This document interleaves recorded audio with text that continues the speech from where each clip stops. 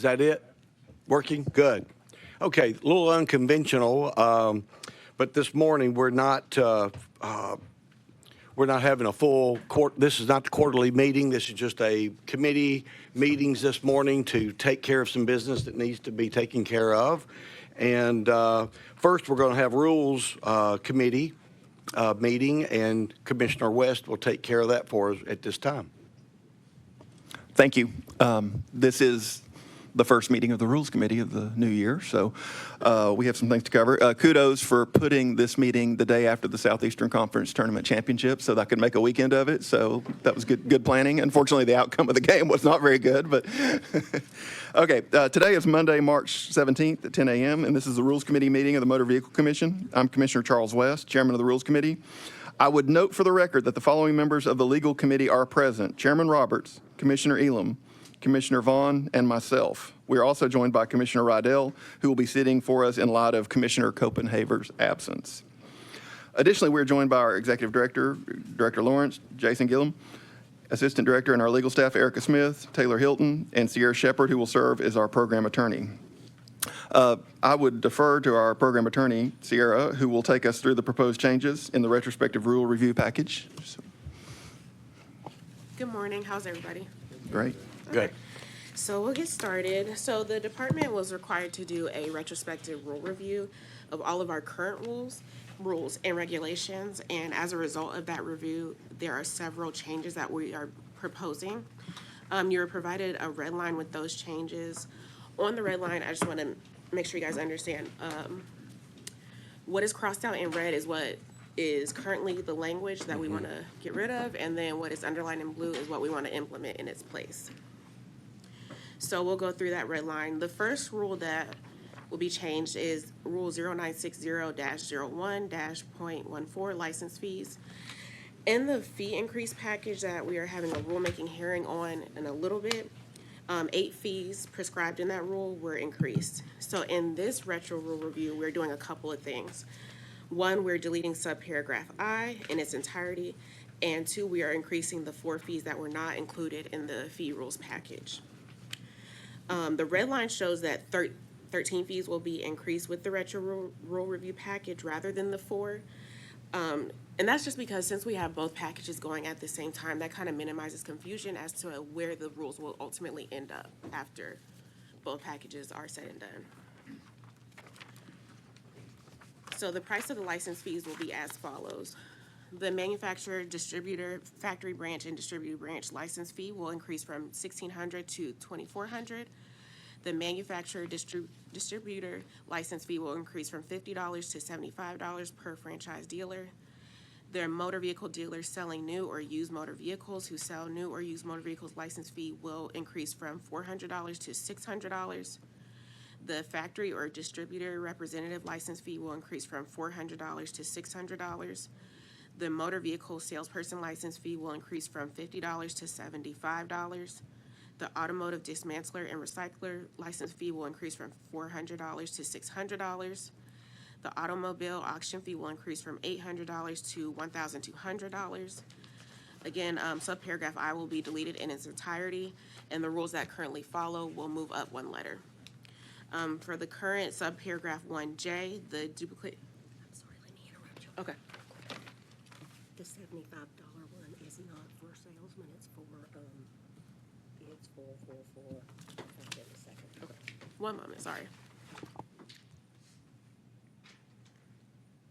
Denise, did I hear her say the salesman's license? Yes, and that's incorrect, that's what we're looking at. Okay. Right.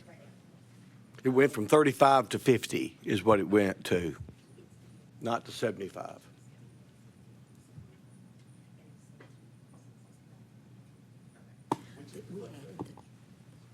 It's correct on here. Right. I think she had the earlier draft. Okay. That's what it is. Okay, sorry about that. So the salesman fee will go from $35 to $50. The manufacturing fee per franchise dealer will go from $50 to $75. Again, subparagraph I will be deleted in its entirety, and the rules that follow will move up a letter. For the current subparagraph 1J, the duplicate license fee will increase from $25 to $50. The current subparagraph 1K, The fee for a name change, which includes an additional line make, will increase from $400 to $600. The current subparagraph 1L, the license fee for an automotive mobility dealer will increase from $400 to $600.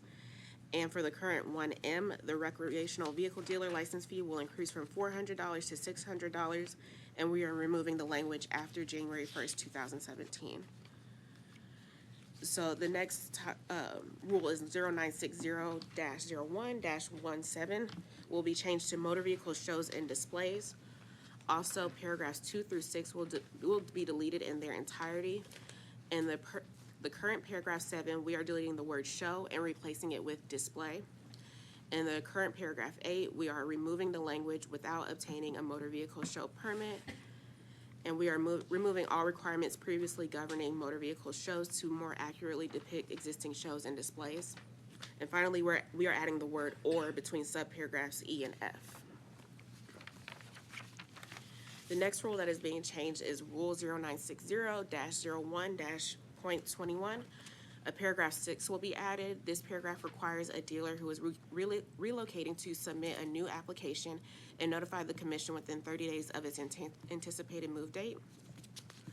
Next, in chapter 0960-02, 3 rules will be added. The addition will help ensure that automotive dismantlers and recyclers are held to the same standards as outlined in the general rules. The following rules are being added. Rule 0960-02-.11, titled Civil Penalties, will be added, which allows the commission to assess a civil penalty for each separate violation of statute, rule, or order. It also provides factors to be considered in determining the amount of the civil penalty, and this exact rule can be found in Chapter 1. Rule 0960-02-.12, titled Compliance with State and Federal Laws and Regulations, will be added, which states that all motor vehicle licensees pursuant to Chapter 2 shall comply with all applicable Tennessee and federal laws and regulations. And this exact rule is also in Chapter 1. And finally, Rule 0960-02-.13, titled Mail from Commission, will be added, which requires licensees and entities or individuals who are required to be licensed or who are subject to regulation by the commission to respond to communications received from the commission within 30 days when the commission requests a response. And those are all of the retrospective rule review package changes. I believe that you guys will vote on those after the rulemaking hearing. No, the committee will vote on those now, and Okay. then they'll make their recommendations. Gotcha. Okay, sorry about that. So you guys will vote on it now.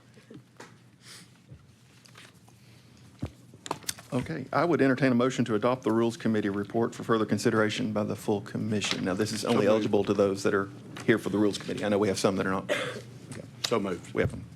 Second, Commissioner Vaughn. Motion to adopt the recommendations that were just presented by our program attorney, by Chairman West, seconded by Vice Chair Vaughn. Commissioner West, Aye. Commissioner Elam,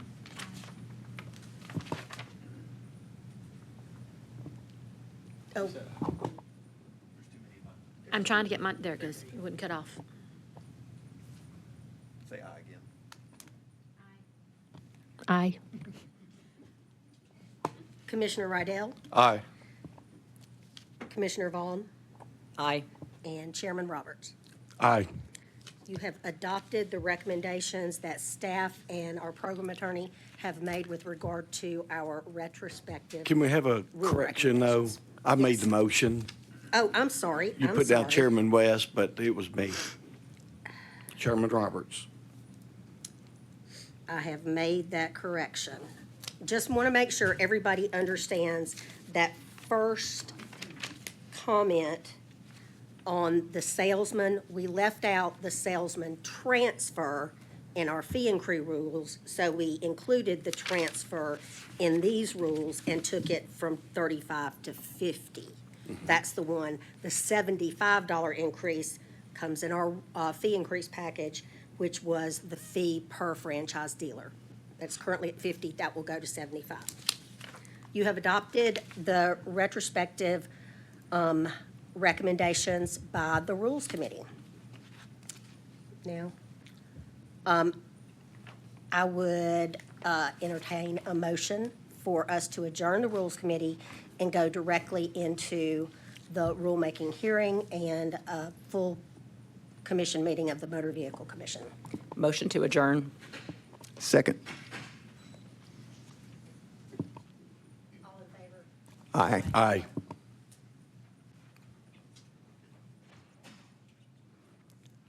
You want me to take it from here? You want me to go? Okay. The rulemaking hearing has concluded. We'll now transition to a full commission meeting for the purpose of considering a small legal report and a report from our Rules Committee on their actions from earlier today. We can dispense with the, no, okay. Mr. Chairman, I apologize, and I've confused you, and I apologize. We are now entering our rulemaking hearing, which requires the presence of the full commission. So we're not in our typical, okay. But we need to wait, because we said we were going to start at 10:30, and y'all are so Johnny on the spot, that we need to wait till 10:30. When we come back at 10:30, we will have the rulemaking hearing for the purpose of soliciting comment from the public, if anyone has any, with regard to the fee increase that you all approved last April. Okay. All right. Thank you. So take 15. Take 15 minutes, everybody.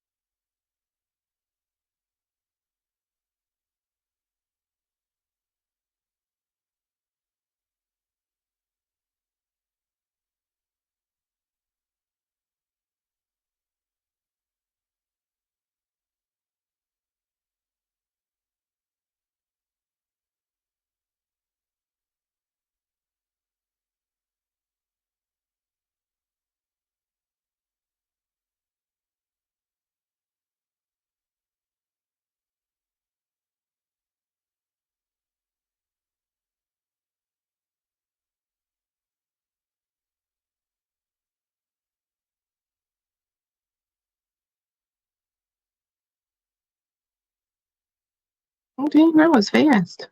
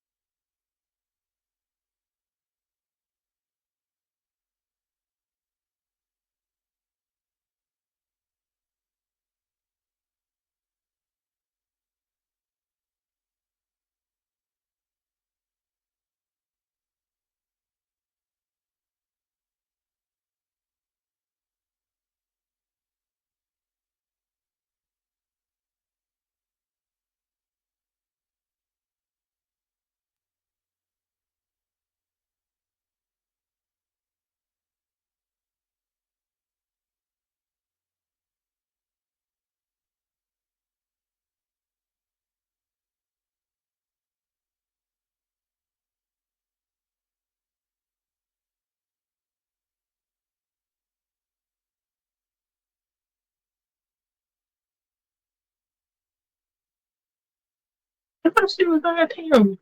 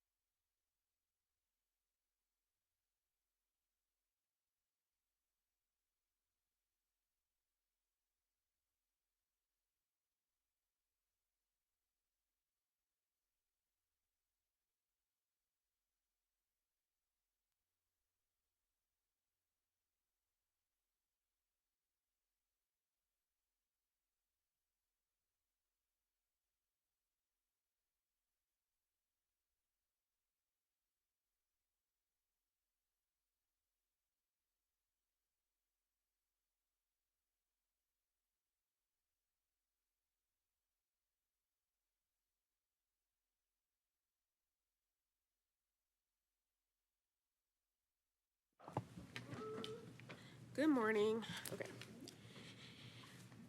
Is the court reporter ready? Ready. Okay. This rulemaking hearing is called to order. My name is Sierra Shepherd. I serve as Assistant Counsel in the Department of Commerce and Insurance, Division of Regulatory Boards, and I represent the Tennessee Motor Vehicle Commission. Will the agency representatives who are present introduce themselves for the record? And Mr. Chairman, this is how we're going to do roll call. I'm Denise Lawrence. I'm the Executive Director. I'm Ian Levy. I'm a commissioner.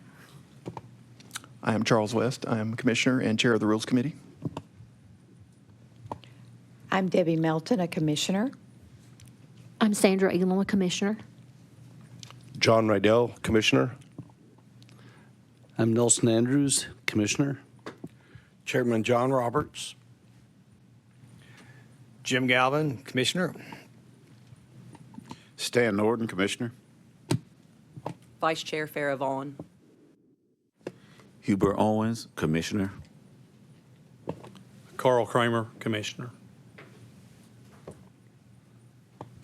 Today is Monday, March 17th, 2025. This rulemaking hearing is taking place pursuant to Tennessee Code Annotated Section 4-5-204 in Conference Room 1A, Davy Crockett Tower, 500 James Robertson Parkway, Nashville, Tennessee, and is available by electronic means via Microsoft Teams, which can be located on the program's website at www.tennesseeT&gov/commerce/regular/MVC/meetings.html.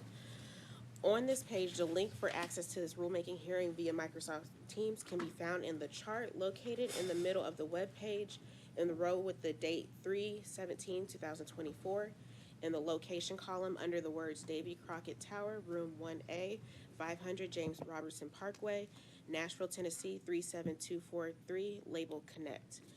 The purpose of this rulemaking hearing is to solicit comments on amendments to the rules and regulations of the Tennessee Motor Vehicle Commission. The proposed rules amend several licensing fees to help the commission operate in a self-sufficient manner as required by state law. The rules also correct outdated statute citations and remove the requirement related to sending certified mail. And finally, the rules delegate authority to the chair to decide whether to grant a petition for reconsideration of a final order. Currently, that authority lies with the commission as a whole, and the purpose of this rule is not to allow the chair to unilaterally decide on the reconsideration. Rather, the purpose is to ensure that the commission complies with Rule 1360-04-01-.18, paragraph 1, and granting the petition for reconsideration and scheduling and holding a hearing on that petition. A rule is defined as an agency statement of general applicability that implements or prescribes law or policy or describes the procedures or practice requirements of the agency.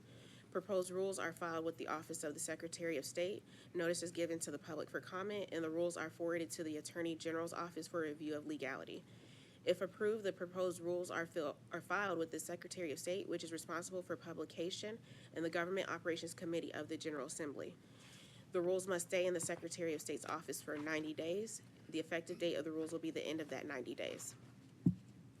Those members of the public wishing to speak appearing in person should place their name on the sign-in sheet to my right, located at the podium. Those members of the public wishing to speak and appearing via Microsoft Teams should put their name in the chat box. Oral comments will only be accepted by those who have written their name on the sign-in sheet or typed their name in the chat box.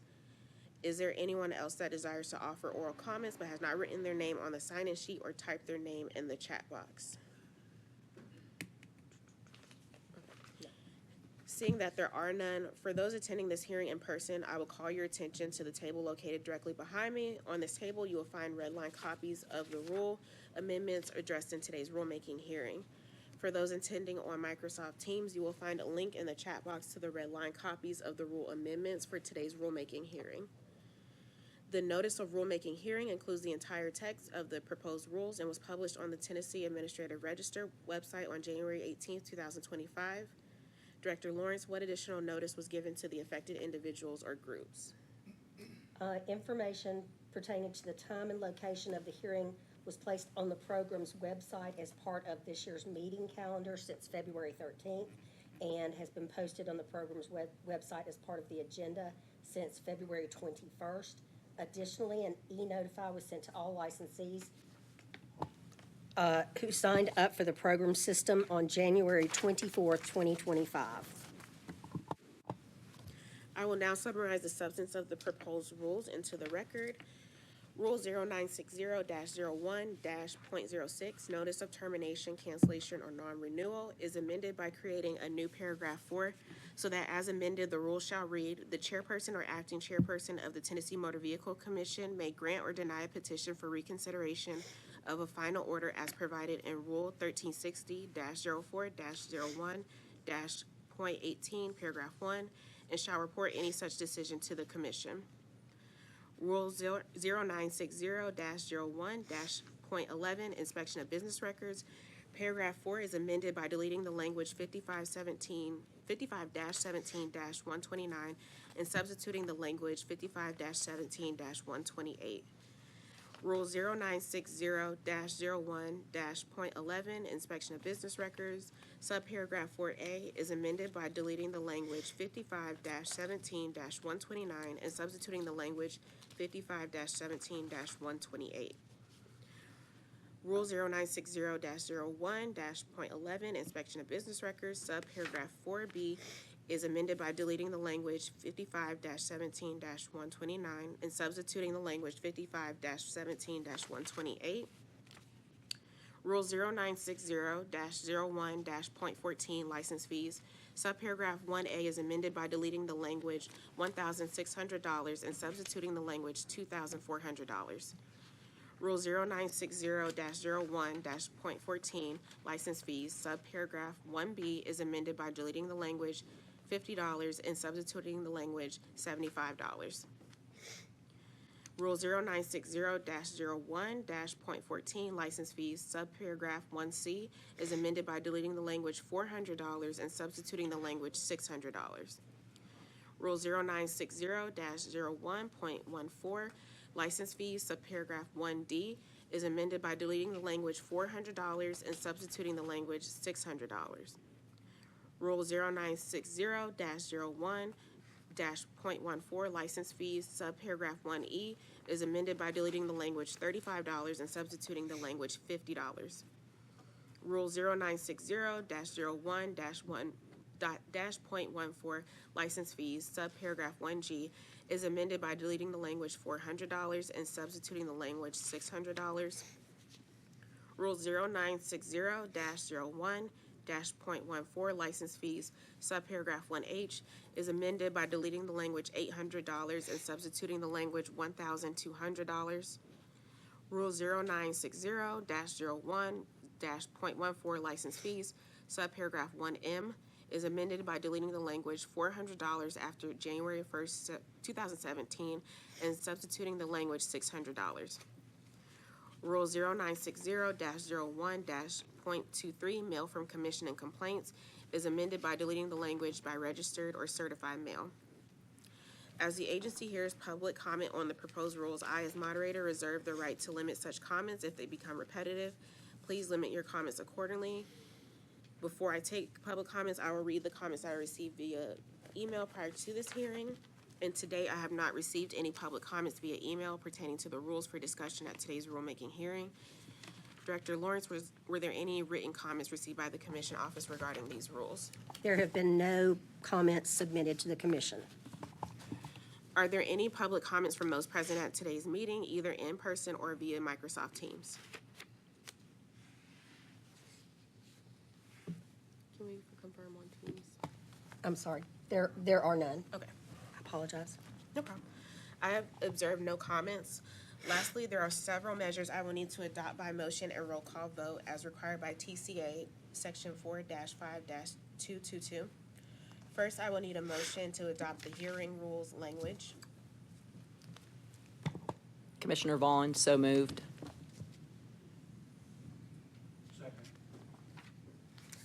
The motion Second. is, the Sorry. motion is to adopt the hearing rules language made by Commissioner Vaughn and seconded by Chairman Roberts. Commissioner Levy? Aye. Votes aye. Commissioner West? Aye. Votes aye. Commissioner Melton? Aye. Votes aye. Commissioner Elam? Aye. Votes aye. Commissioner Rydell? Aye. Votes aye. Commissioner Andrews? Aye. Votes aye. Commissioner Galvin? Aye.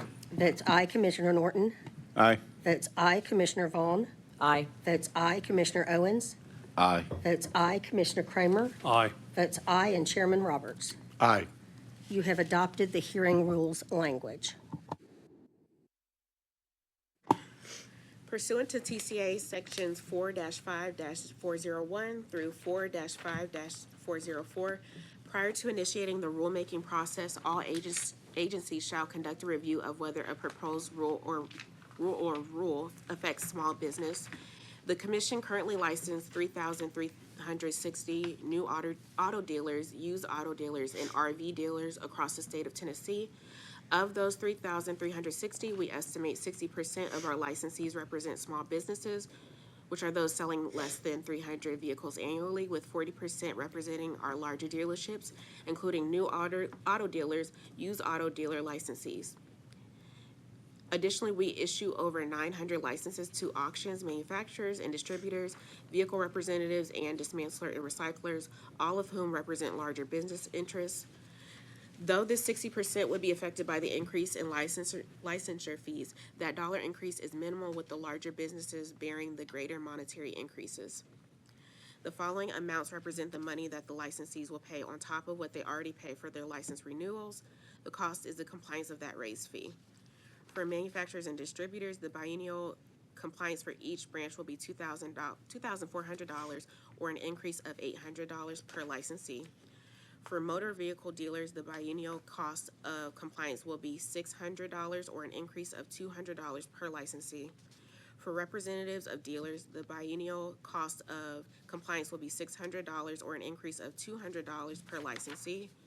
For dismantlers and recyclers, the biennial cost of compliance will be $600, or an increase of $200 per licensee. For automotive auctions, the biennial cost of compliance will be $1,200, or an increase of $400 per licensee. The biennial cost of compliance for recreational vehicle dealers will be $600, or an increase of $200 per licensee.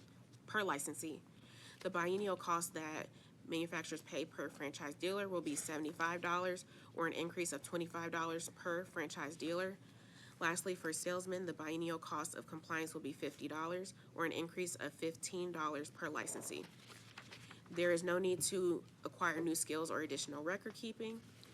Small businesses that hold the licenses where fees are being raised will be affected, because they also will have to pay the increased fee. However, these fees were set with small businesses in mind, and the raised compliance cost is as minimal as is possible to accommodate those businesses. Consumers are unlikely to see any impact. There are no less burdensome or less costly alternatives to these rules. The raised fees are necessary for the commission to maintain self-sufficiency. Exceptions cannot be made for small businesses without severely affecting public safety.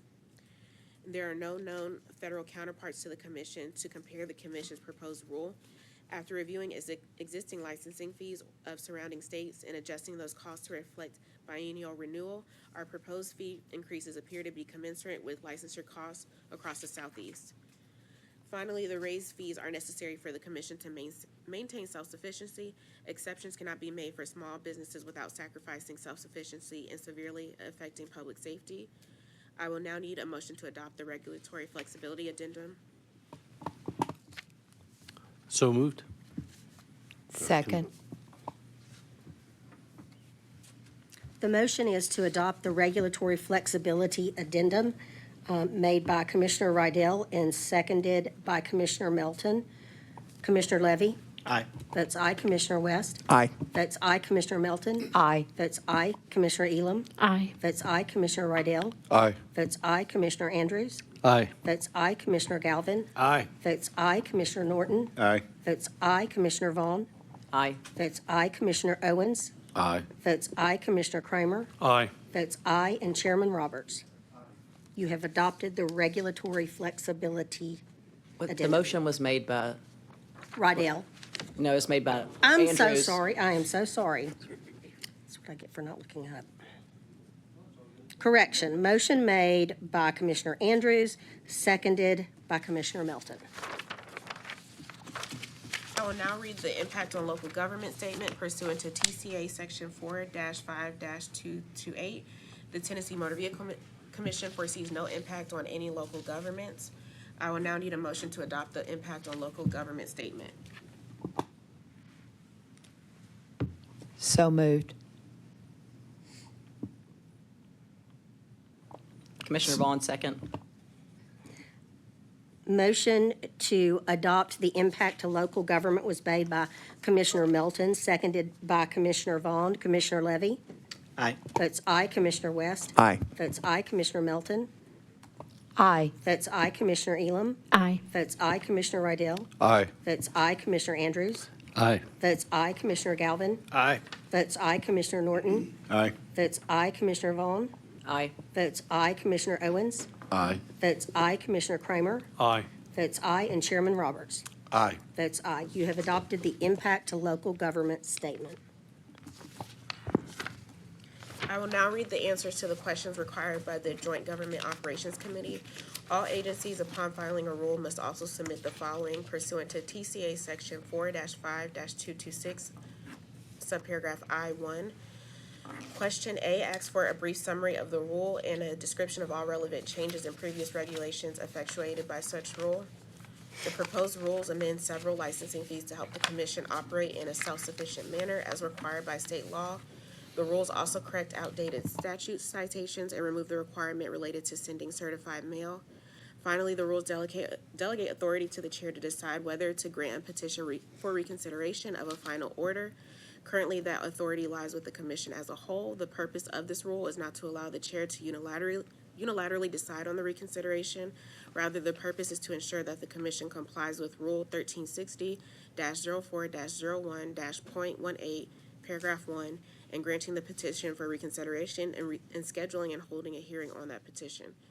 Question B asks for a citation to and brief description of any federal law or regulation or any state law or regulation mandating promulgation of such rule or establishing guidelines relevant thereto. There are no known federal or state laws or regulations mandating the promulgation of these amendments. Question C asks for identification of persons, organizations, corporations, or governmental entities most directly affected by this rule and whether those persons, organizations, corporations, or governmental entities urge adoption or rejection of this rule. The rule amendments affect current and future licensees as well as applicants. Current and future licensees and applicants who do not want to pay additional money may oppose the rules. However, industry members who understand the board's need to be self-sufficient will be in favor of these rules. Question D asks for identification of any opinions of the Attorney General and reporter or any judicial ruling that directly relates to the rule or the necessity to promulgate the rule. There are no known opinions of the Attorney General and reporter or any judicial ruling that directly relate to the rule or the necessity to promulgate the rule. Question E asks for an estimate of the probable increase or decrease in state and local government revenues and expenditures, if any, resulting from the promulgation of this rule, and assumptions and reasoning upon which the estimate is based. An agency shall not state that the fiscal impact is minimal if the fiscal impact is more than 2% of the agency's annual budget or $500,000, whichever is less. The additional revenue the commission projects from the promulgation of this rule for fiscal year 26 and fiscal year 27 is $637,000 and $937,000 respectively. Questions F, G, and H request identifying information of agency representatives that will explain the rule at the committee hearing and the contact information of these agency representatives. I, Sierra Shepherd, am listed and Denise Lawrence is listed as executive director. Question I asks for any additional information relevant to the rule proposed for continuation that the committee requests. There is no known additional relevant information. I will now need a motion to adopt the additional information for the Joint Government Operations Committee. So moved. Second, Commissioner Norton.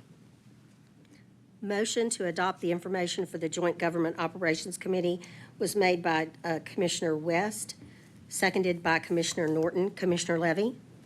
Aye. Votes aye. Commissioner West? Aye. Votes aye. Commissioner Melton? Aye. Votes aye. Commissioner Elam? Aye. Votes aye. Commissioner Rydell? Aye. Votes aye. Commissioner Andrews? Aye. Votes aye. Commissioner Galvin? Aye. Votes aye. Commissioner Norton? Votes aye. Commissioner Vaughn? Aye. Votes aye. Commissioner Owens? Aye. Votes aye. Commissioner Kramer? Aye. Votes aye. And Chairman Roberts? Aye. Votes aye. You have adopted the information to be provided to the Joint Government Operations Committee of the Legislature. So that concludes this rulemaking hearing. Following this hearing, the rules will be submitted to the governor's office for final review and then submitted to the attorney general's office for review and approval. Once the attorney general's signature is obtained, the rules are filed with the secretary of state and generally become effective 90 days from the date of filing after receiving a positive recommendation from the Joint Government Operations Committee. I do want to note that fee increases typically take effect on July 1st. And generally, if the drafted rules are not posted to the Secretary of State's website 90 days prior to July 1st, the rules addressing fees will take effect on July 1st of the next calendar year. However, rules may be exempt from this requirement and will go into effect on the effective date if it can be demonstrated that the program did not collect sufficient fees to pay for the cost of the program in the preceding 2 years, and the commission does meet that exception. Again, that concludes the hearing, and thank you for being here today. Okay, we can dispense with the roll call and go directly to our legal report. And I'll recognize Erica Smith for explanation on the first item of the legal report. Thank you, Chairman. As you have seen, this is a really lengthy summary for a single complaint. So I think it would be, and it's also pretty complicated. So I'm just going to do a little summary for you, and then you can ask me any questions you have. So the number is 202406771. This complaint was opened on December 20th of last year against a unlicensed location for allegations of unlicensed activity. So this entity had tried to apply for a dealer license at this location. They were denied. They stated they were going to appeal that denial, and they requested a hearing, as you've seen those many times, and then they withdrew that request like within a month. So they never came before you as they planned for appeal. And they decided to obtain a dealer license at a different location about less than 40 miles away. So they have a licensed location somewhere else. That's referred to as Respondent B throughout your summary. The unlicensed location is Respondent A, if that matters. So we clearly informed this showroom, is what I'm going to refer to it, this unlicensed location, that they could not have a dealer license. They didn't meet a few of the facility requirements that are laid out in our rules. We have all of that in writing. They expressed in writing that they understood this was to be a showroom only. They could not engage in any advertising, any sales, negotiating, or any kind of activity that a dealer would engage in because they didn't have a license there. All of that is in Rule 0960-01-.178. And we cited that for them many times in writing as well and laid it out and explained why we were denying them and what they could and couldn't do. So on top of that, the executive director, legal counsel for the commission, and another individual from staff actually visited the showroom in person and talked to them in person to just provide further guidance and instruction after all of the emails. Again, was mutually agreed upon between that business entity and the commission that they could only utilize that location as a showroom. So once we got this complaint, we did an investigation, and that investigation revealed a few violations: unlicensed activity, deceptive advertising, false, fraudulent, or deceptive business practices. So what we were able to find was this entity, who, by the way, is also the unlicensed location or showroom, the licensed dealership, and then a third licensed dealership that I'm going to refer to. They're all owned by the same automotive group. So that's why they're all involved in this single summary. So we found violations against all three of those entities. And this is kind of where it gets complicated.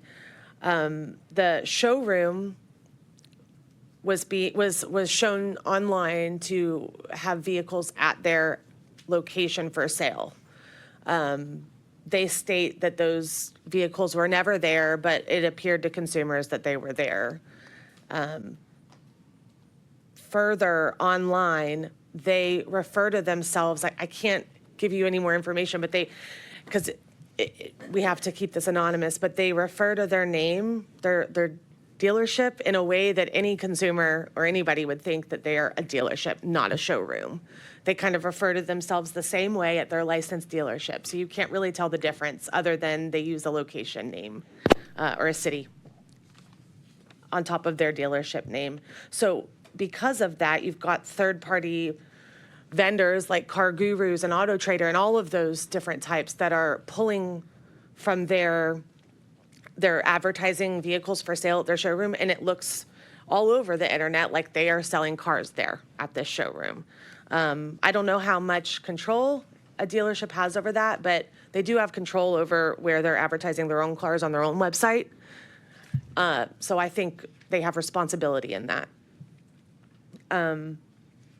They also refer, like if you were to go to their website and they have dealerships across the country, and if you put in a zip code here in Tennessee, they show on their own website that they only have one dealership in Tennessee, and it's the showroom location, not their licensed dealership location. That is considered their service location on their own website. So they don't even really consider their own licensed dealership as the place that a consumer would go to look at cars. That's where they take their cars to be serviced.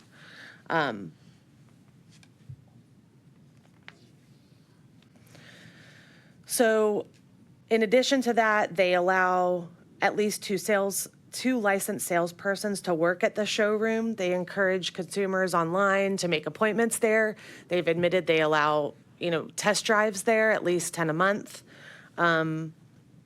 There's a workstation with a computer there. They state that that's only used for showing their two employees training videos, I guess, throughout the day. But they also state that a lot of the paperwork when a consumer buys vehicles is done online. So I do wonder if that's what that workstation is being used for. I don't have any proof of that, but I just wanted to put that out there. Of the 6 vehicles at the time of the investigation that were being advertised for sale at the showroom, 3 of them had actually been sold. And the respondent states that all the paperwork was done at the licensed location. But again, you've got employees, salespeople that are working at the showroom. They're test driving vehicles at the showroom. They have admitted that their own manufacturer, that's what they want the showroom. They've always wanted the showroom to be the dealership. That's where they want the consumers to experience the vehicles.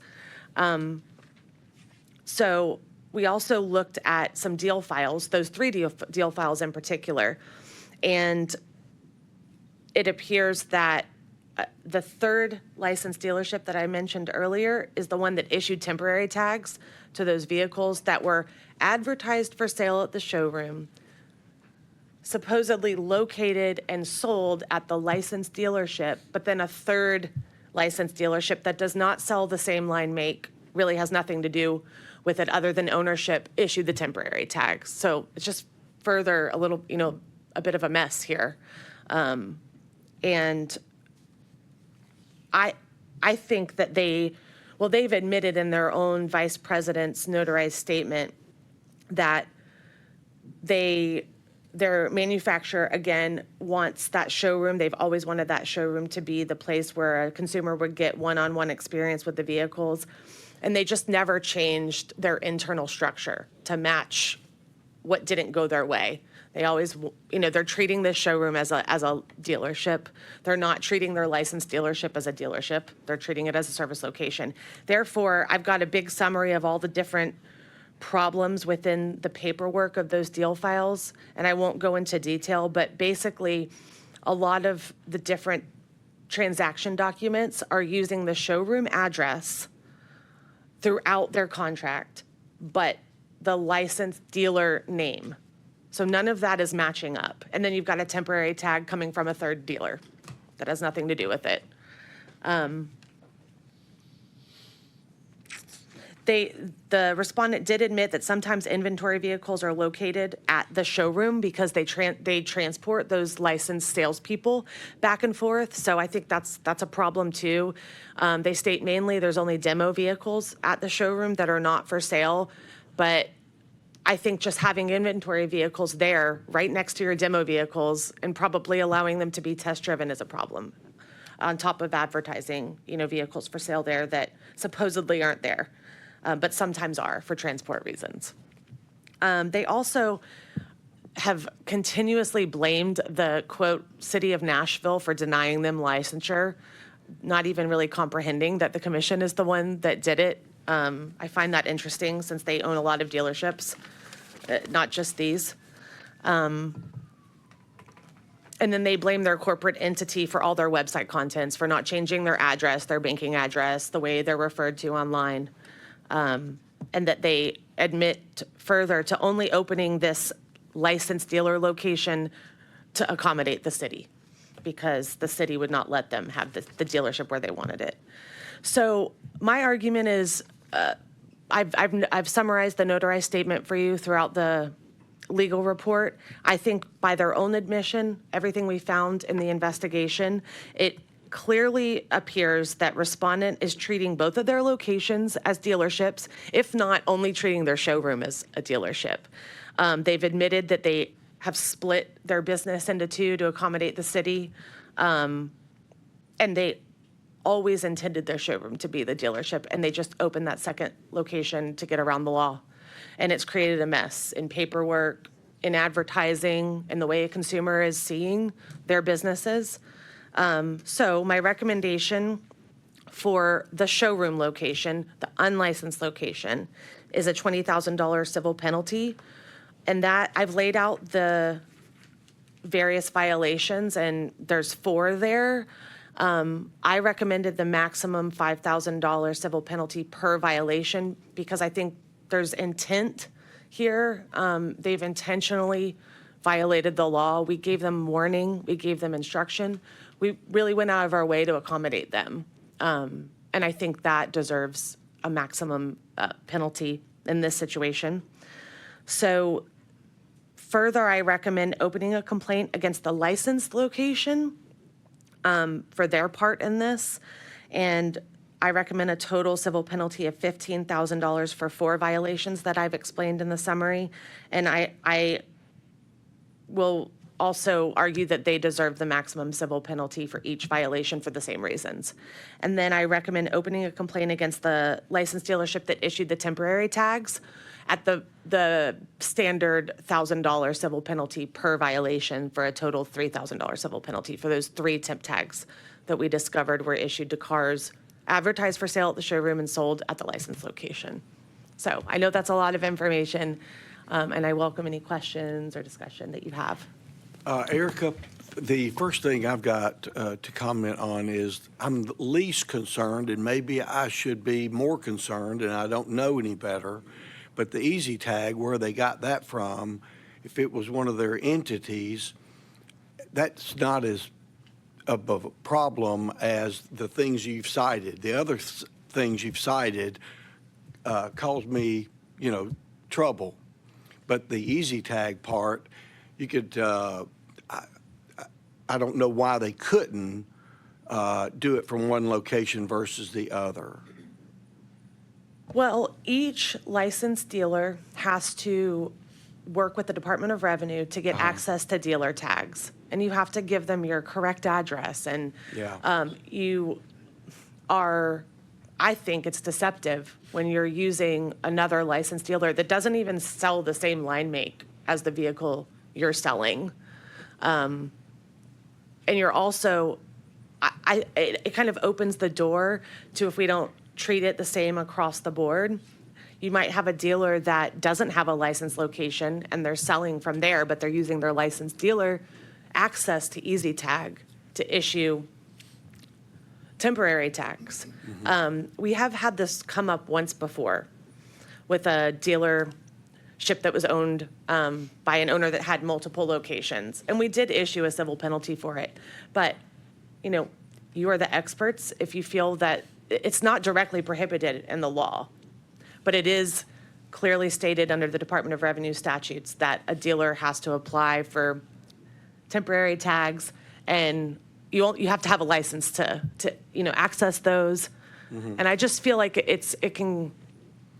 I don't know why you would not use your own.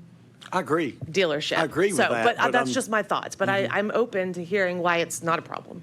Well, the problem is Department of Safety, and there's some law enforcement issues if tags are being distributed from the incorrect dealership, because sometimes law enforcement needs to know things, and they go back and it's, oh, well, we never saw those people, so I can see where that would be a big problem, so. Do you see, it's the entity that they build it from on the easy part, I mean, the tag part, is it the same address in just a different franchise, different name? It's a different name, completely different franchise with the same owner in a different location. Different location? Not, Okay. yeah, I mean, I guess they're probably within 20 miles of each other. But yeah, different location. They had nothing to do with the sale of these vehicles. I guess I was thinking it was several franchises under one roof. Oh, no, different, yeah, Okay. different location. Okay. But I understand where you're Okay. coming Why from didn't they there. just use the service location, which they claim is the dealership location, to issue the easy tags? And I think that's a great question. I don't know, but it's just further evidence that they're not using this service location in a dealership way whatsoever. And They're just not curious, even- what's wrong with the dealer, what's wrong with the showroom preventing it from being a dealership location? I believe, Denise, do you know offhand? I think she knows better than I do. There are numerous issues that came into play with this particular application, which we actually went and, looked at in October of 2023. It's in 2024, 23. 23? It's in a high-rise building downtown. There is no space out front or in any way adjacent to the location for customer parking or for display of vehicles. They claim that it's a contiguous space, but it's also a communal garage. So it's not dedicated, certainly. Those are the things that jump out at me. Jason, do you want to? And what, we went and spent a long time with them and looked at this place before they opened up. And that's one of the reasons that we went back and looked at the rules with regard to motor vehicle shows. Show permits, because those are usually for a defined period of time, but a lot of these places really would like to have a display area. We didn't want to confine them to a specified period of time, and told them that they could do that, but we could not allow sales or sales activities to take place there. They actually indicated intent to appeal at our January meeting. And literally just before that, we also knew that they intended to open an additional, or originally intended to open the location some 40 miles away. So they still had that available property. And it's our understanding that they just decided to go that route, but wanted to make sure that they could still display the vehicles. And I went to great lengths to send them an email with very specific information on what they could and could not do. Just for curiosity, what are they alleging that the city is not allowing them to do? And does our investigators feel that they're just kind of hamming up that allegation more than it really is, or is that a legitimate?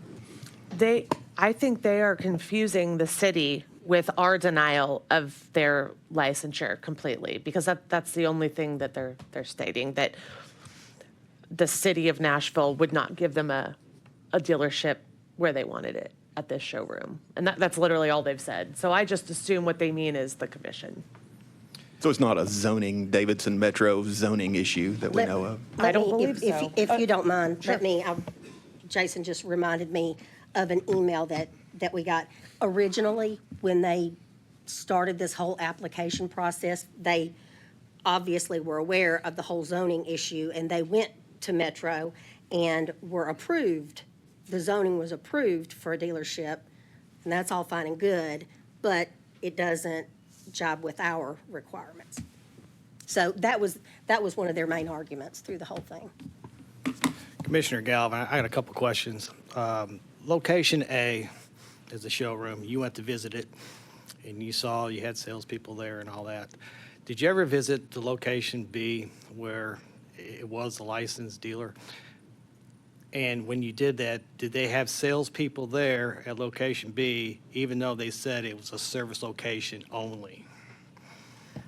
I don't know if the investigator went there with the purpose of looking to see if there were salespeople there. I think they went there to look at deal files that weren't there. By the way, the deal files are kept at the location that issued the temporary tags. Well, I'm just wondering because they're calling themselves service only. Right, but Why would the- they have salespeople there and also at the other place? That's a red flag. Right. They say that the transaction paperwork is done at this service location. That's their license location. And they say that these employees go back and forth. But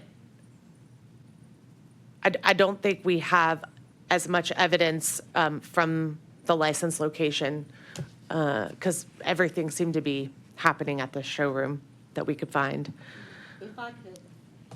If I could add really quickly, and I don't know, we were looking for the investigation report. I don't know that the investigator actually saw salesmen at the service location, the license location. But we do have actually an important member of the regulatory board staff who drives by there every day on his way into work and has never seen any activity ever at that location, including very, very minimal vehicles parked there.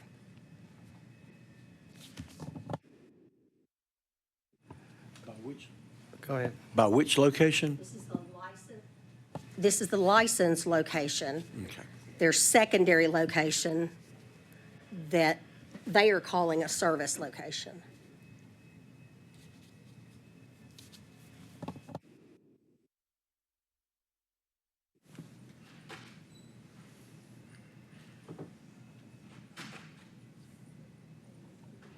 Is there a reason this one's being presented to us special? I mean, we could have this level of conversation about every single matter that's ever listed in the legal report. That's my fault. That's entirely my fault. When we started looking at this one, we knew that it was going to be really, really complicated. And I just know that at our typical meetings, we have between 100 and 120 cases. And I just wanted to be able to have the benefit, the collective benefit of you all's expertise to really discuss this. You don't have to make a decision today, but we wanted to be able to provide you as much background as is feasibly possible, even though it's still confusing, because you're dealing with 3 different respondents that are all connected via common ownership. And we were looking at the application for the license location, and they indicated, the inspection, and they indicated that they would have 2 licensed salespersons at the license location at all times. And they were compliant at the initial inspection. Upon the initial inspection, they were compliant, but I cannot speak to, and that may be a question we need to ask the investigator again, is if he went to the license location, visited it, and ever saw salespersons there. We don't vote on this individually because this is part of a group of 2 complaints, correct? So we will vote on this as a macro package, or, because there's a second complaint on this list as well. Sorry, I didn't realize you were referring to mine. I have a representation just from the last legal report that, since she was presenting one, I just added on here. But yeah, that'll be separate. I'll speak on that after you vote on Erica's complaint. So we have to vote on this as an individual complaint? Yes. Okay. We will vote on this? You can decide to vote on this today. You can vote on it separately from the representation. You can vote on it in conjunction with the representation, or you can decide to let it simmer for a while and address it at the April meeting. You have many options available to you. I think the reason that Taylor wanted to do her represent is that we were all really, really proud that she did an awful lot of work on that one, someone that we did not expect to hear back from, who actually reached out to one of our commissioners and used that person's name in vain and said that he was going to fix it, which he did not do. but I think for a later time, but they got very contrite and really made the consumer whole, which is all we want. We don't care about fining these people. We want to make sure the consumer's made whole. So that's the reason for that one being included. And that's also kind of like to give Taylor kudos for getting that one settled. But back to the first one. Correct. We have, although we have some open questions, we have evidence of unlicensed sales activity occurring at an unlicensed dealership and difficulty and potential misinformation being provided by this entity to the staff, and thus the current report. I make a motion that we adopt Taylor's recommendation. Let me add one more thing. Yes, Erica went ahead and added in here what the recommendation would be for the additional entities that are owned by the same person, and we've opened a complaint against them. You could also just assess a penalty against respondent A, who is acting as a dealer, though they are not. They actually have a showroom, and then hopefully when we come back in April, we have sent out those other two for response from those individuals. I mean, well, I opened them and, yeah. Is it proper to go after the showroom and the legal entity, and I think we thought it was. would it be double? I think we thought it was so pertinent to the discussion that we needed to get farther on down the road and tell you all what we had all talked about in terms of actually assessing the penalty. I mean, that's a y'all call. I mean, you can divide them out, you can look at them all jointly, you can.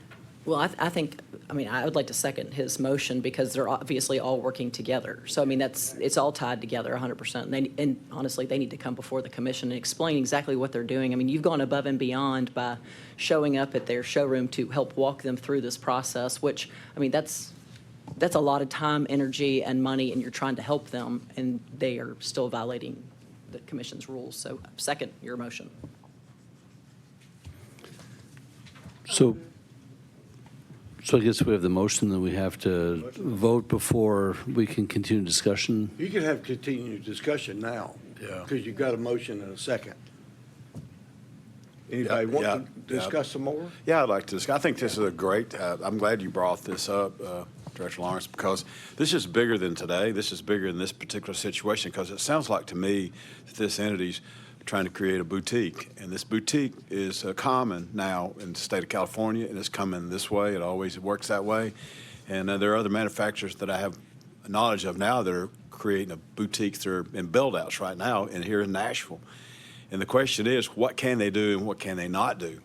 So we're going to be addressing this again, and I think it's time that we address it at some point in the near future to determine what are they allowed to do in these locations. So if the rules are known, because they're very fuzzy, because I've investigated and asked questions, and I know this is going to be confusing. So obviously there is some things wrong in this situation, but that's a symptom to a bigger problem that's going to be coming forward to the commission to have to address on an ongoing basis. So while we're doing this, I think the motions are good, but there's a bigger picture here to look at because it's going to be back again.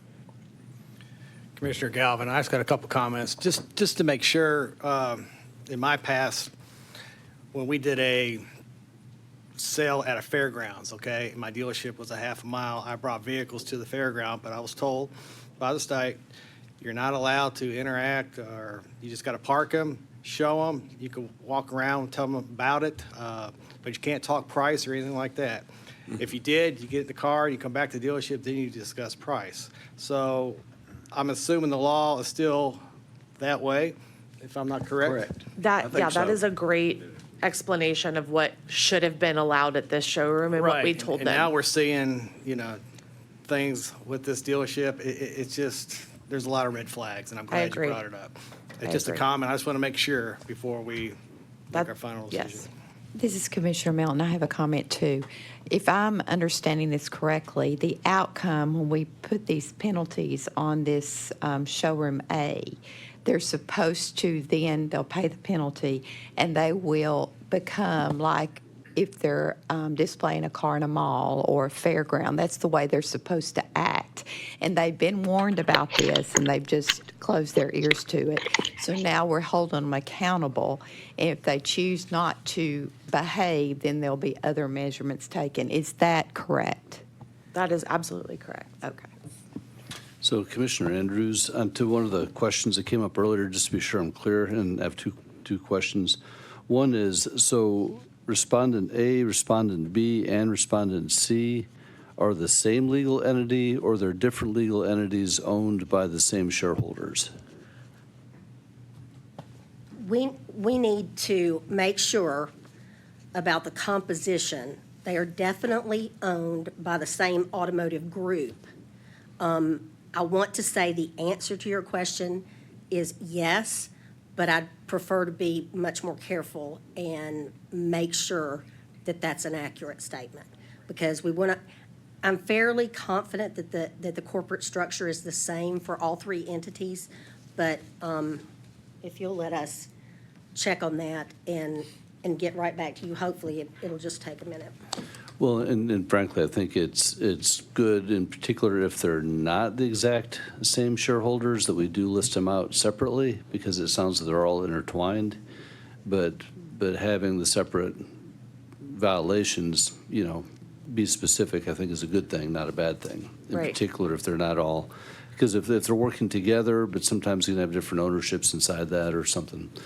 And then if they treat this as a cost of doing business, how long before we can find them again? Well, if that's how they treat it, they do have a licensed location that you have in jurisdiction over that license to allow them to continue to have that license. And if they don't have that license, they have no access to temporary tags or selling vehicles at all. Because that third location that we've mentioned that issued the temporary tags is a completely different franchise. They don't sell those vehicles. Okay. So just asking, because the way they're responding to the staff makes me think that they're planning on doing whatever they feel like doing, independent of us. And onto the earlier point, I think there needs to be a consequence. And if people are coming to town wanting to do business however they think is right, rather than the way that follows the law in the state, I think there needs to be. They're risking their license. So Yeah. they could have their license removed if they continue Okay. to violate the law. So that Okay, we can well, do that. that's what I was wondering. So just making sure. It's a great point, and I think we should definitely keep that in mind. Well, and I might add, something that Commissioner Norton said, which really hit home with me, is they are a boutique sort of entity, and that is becoming more common. And frankly, there is a similar entity that has been licensed in the same fashion, but they actually do have a legitimate showroom and a licensed entity, very close to each other. We have checked, double-checked, triple-checked, constantly going when they don't expect us at that particular entity in their boutique, and there is absolutely no sales taking place there. They are very well aware and are adhering to the letter of the law. And Yeah, and if they're not hurting citizens and customers, if they're following the law and the law is in place, for the protection, and if that's happening, then that's all good. But that does not sound like the case we're talking about this morning. right, yes, sir. Well, and to Commissioner Norton's point, if there's this groundswell of support for us to adjust our rules going forward for the 21st century way of selling cars or whatever from how other states do it, we can take that up in the future. But right now, we are holding people to the standard of the rules that we already have on the books. And so I feel that we need to we have a motion and a second. I suggest we continue with that for now, and we can take it up in the future if we need to. Can we, just because we've had a lot of discussion, can we repeat the motion, just so we're clear? If I remember correctly, I made this is Commissioner Levy, I made a motion to adopt the recommendation of Erica as presented in the legal report. Although I think first time I said Taylor, but that was. Yeah, on that one case. We had switched though. back and forth from case to case. So Yeah, I got on that confused. one My apologies. case. And I agreed.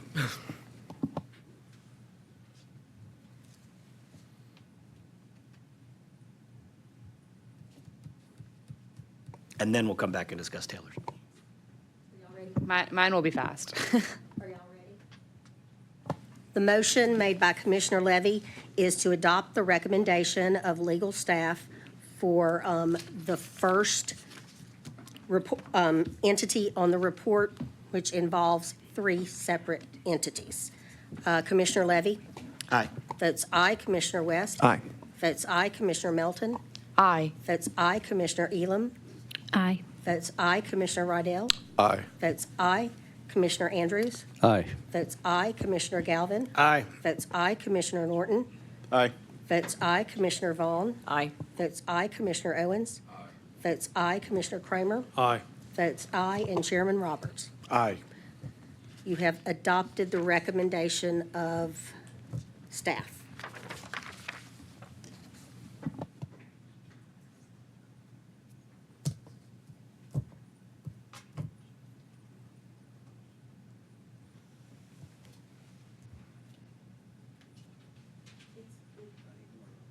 I'm sorry. Staff is conferring with me to make sure that the recommendation is for all 3 entities, A, B, and C. A would be 20,000, B would be 15,000, and C would be 3,000. That was That my was the understanding. recommendation, and that's the motion I made to approve that recommendation. And that's the one I seconded. It's fine. And what is the total, just for us to have it on the record? The total is 38,000. Okay.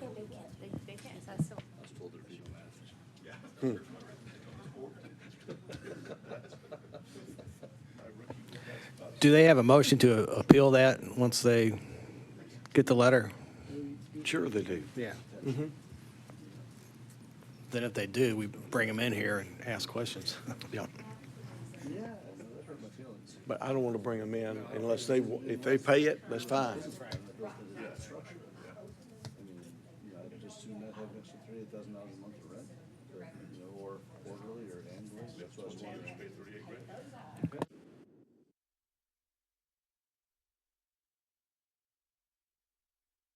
Okay. Again, I apologize. This one is so crazy. We have opened separate complaints for the licensed location B and the other location C, which are not listed, but they don't know it yet. I personally opened the complaints. We've sent them out for response so that, to give them an opportunity to respond. The investigation was conducted against A, which is the showroom, but they brought all the other stuff in. So if, Commissioner Levy, if you would reword your motion so that we adopt the recommendation for respondent A only, but I will add that it is highly likely that B and C will be presented again in the same fashion at our April meeting. I got you. I think technically I could fit it all in what we've already voted on, but just to be clear, and then we'll revote to make sure we're all clear. I make a motion to accept legal staff's recommendation with respect to respondent A on a $20,000 civil penalty. Implied with that was also accepting your recommendation to proceed as you have proposed, recognizing things may change, responses may come in, and maybe you change your mind. But for right now, we're approving going in the direction that you recommend, but we'll make a final vote on that later. So my motion is, for right now, to approve the $20,000 civil penalty against respondent A. What he said. Commissioner Vaughn Seconded by agrees, Commissioner Vaughn. Commissioner Levy. Aye. Votes aye. Commissioner West. Aye. Votes aye. Commissioner Melton. Aye. Votes aye. Commissioner Elam. Aye. Votes aye. Commissioner Rydell. Aye. Votes aye. Commissioner Andrews. Aye. Votes aye. Commissioner Galvin. Aye. Votes aye. Commissioner Norton. Aye. Votes aye. Commissioner Vaughn. Aye. Votes aye. Commissioner Owens. Aye. Votes aye. Commissioner Kramer. Aye. Votes aye. And Chairman Roberts. Aye. Votes aye. You have adopted the recommendation for respondent A. Can I ask a question, please? Moving forward, when this fine is imposed, and let's say they pay the fine, and what happens with the other 2? What time passes before, that's a big fine, but if they're making a lot of money, it may not be that big of a fine. It may be their profit, maybe. So what period of time does that go back? Do you reinvestigate and look at if they just continue that practice and then look at revoking their license or suspending whatever the practice? There's not really a period of time. It's just going to be how occupied our time is in terms of, making our investigators go back out, et cetera, et cetera. I have a feeling this one, because people pass by there so frequently, we're not going to let this go. So we're going to continue to check on them. Well, I think what Commissioner's asking is, best case scenario, if they were to ignore you, how quickly can we act to take away the license of? I would say at the April meeting. Yeah, so once I send out a consent order to the showroom, they have 30 days to respond to that consent order, and if they don't accept it, then we would set a formal hearing. Same for the other two once we get there. So today is the 17th. Our next meeting is on the 22nd. So if she gets this sent out today, then if they don't respond by the time we have our April meeting, then I would say we could definitely take action against their license.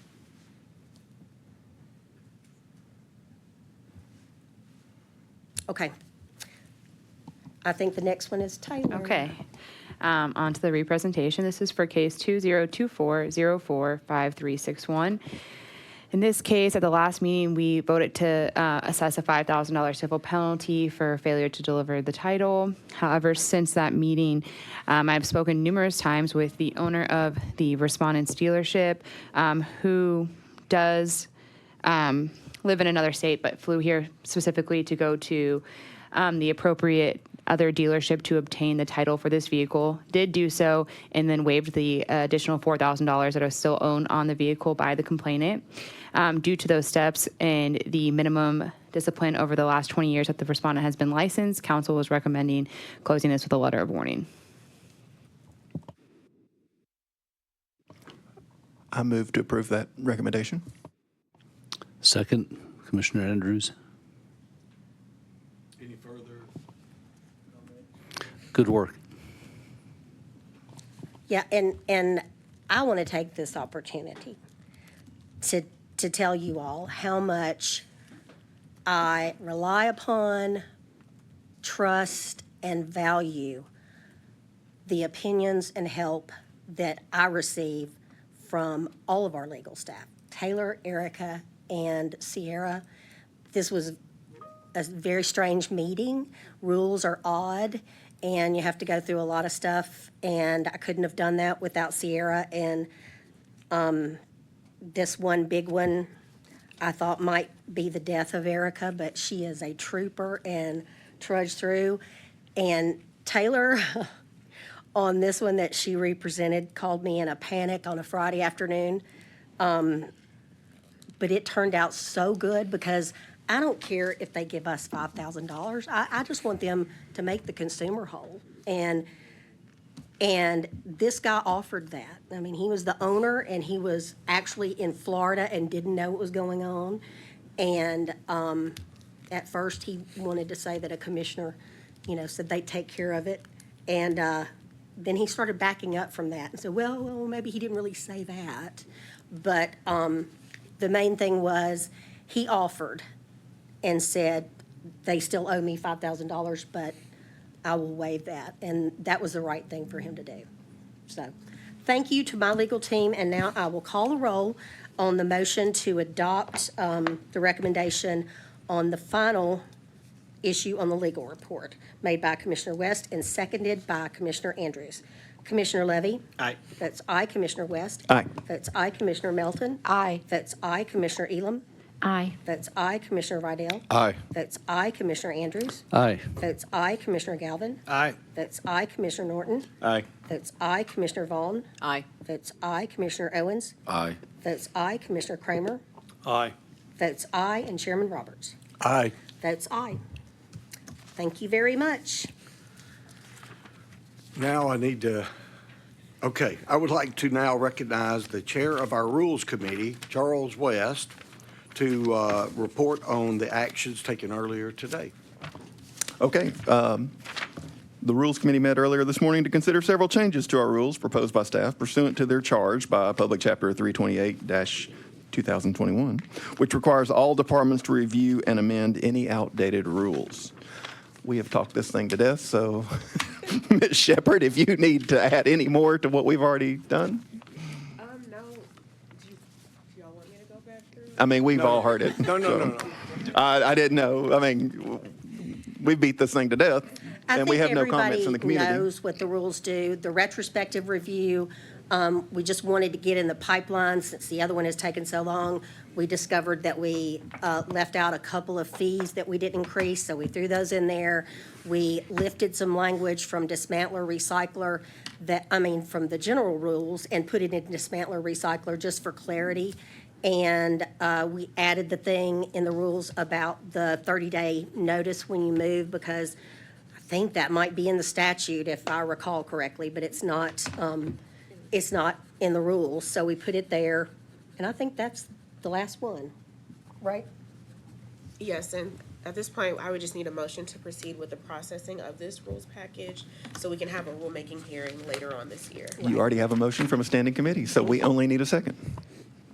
Commissioner Vaughn, second.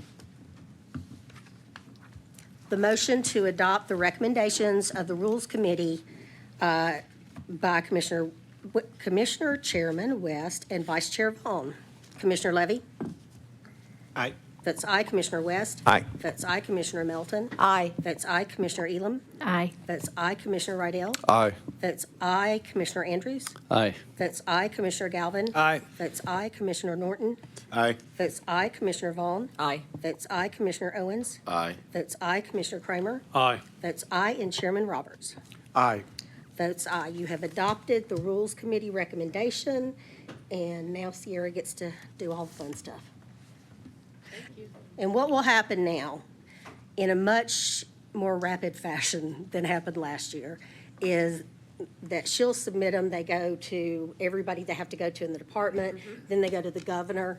The governor signs off, says, okay, I've signed off, and sends them back. We have to do another public rulemaking hearing, which will just be very rote, and hopefully we can do it at the end of a meeting, so we don't have to have a special one. And at that point in time, that clears us to then go before the Joint GovOps Committee. I will keep you all posted, because we hope the fee increase that we just did at the rulemaking hearing will go before GovOps pretty quickly. And as Sierra mentioned, typically those fee increases don't go into effect until July 1, but because we've been in the red for 2 years in a row, we're hopeful that it'll be in effect as soon as it's approved by the legislature. Our next quarterly meeting is April 22nd. Is that Yes, sir. soon enough for us to get this? No, we won't have it back by then. We won't have the retro rules back by then, but we're done with the fee increase. Okay. All we're waiting on is for GovOps to look at them and say, okay, Denise and Chairman Roberts, come and explain to us why y'all need a fee increase. Yeah. And so and other members of the commission who would like to come along and be grilled, you are welcome to join us. And I'll let everybody know when that has been scheduled. Thank you all I know this was not convenient on St. Patrick's Day, and I really, really appreciate everybody coming. And now, I think, Mr. Chair, if you want to adjourn the meeting, we can do that. I'm looking for a motion. So moved. Man, everybody seconded it. All those in favor say aye. Better not be an oppose. Thanks to staff for doing all that. Ms. Shepherd and you. everybody, thank you all. Very good.